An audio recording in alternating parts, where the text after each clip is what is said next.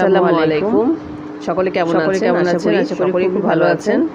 আজ আমি আপনাদের জন্য লতি আমি কিভাবে রান্না করি সেটাই করে দেখাবো। কচুর লতি কিভাবে রান্না করি, তেল সেটাই দেখাবো। পেঁয়াজ, এখানে প্রথমে লবণ, আদা, রসুন, হলুদ, তেল, পেঁয়াজ, আদা, রসুন বাটা, হলুদ, মরিচ, ধনিয়া গুঁড়ো দিয়ে আমি এগুলো দিয়ে ভালো করে এটাকে কষিয়ে নিয়েছি। তরকারিটা প্রায় 5 মিনিটের মতো আমি এটাকে কষিয়ে নিয়েছি। ভালো করে মিশে আসতে হবে। এরপর আমি এটাতে মোটামুটি 5 মিনিটের মতো এটাকে ভালো করে কষিয়ে নিয়েছি। একে একে সকল উপকরণ দিয়ে দিব। এরপর এখানে আমি শুটকিগুলো ছেড়ে দিচ্ছি। এখানে আমি বাড়িতে থাকা যে কোনো শুটকি দিয়ে আপনি এই ধরনের ছিল সেটি দিয়ে দিয়েছি, দিয়ে লতি রান্না করে ফেলতে পারেন।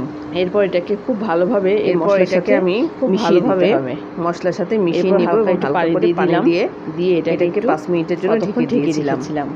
এরপর এটা মোটামুটি পানিটা টেনে এলে আমি লতিগুলো দিয়ে একে একে দিয়ে দিব। লতিগুলো একে একে ভালো করে পরিষ্কার করে অবশ্যই নিতে হবে পূর্বেই। এরপর এটাকে আমি ভালো করে নেড়ে এভাবে 10 মিনিটের জন্য রেখে দিলাম, চুলার উপর রেখে দিলাম। এরপর মোটামুটি পানি টেনে আমি এখানে দুটো তেজপাতা দিয়ে দিলাম।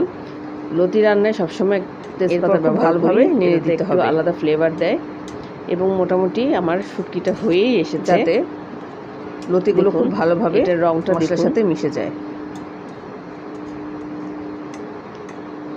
খুব সুন্দরভাবে এটাকে ভালোভাবে খুব সহজেই আমি এটাকে তৈরি করে নিতে পারি। এবং উপরে আমি কিছুটা জিরা গুঁড়ো দিয়ে দিলাম, যেটা এই লতির আলাদা স্বাদ নিয়ে আসবে।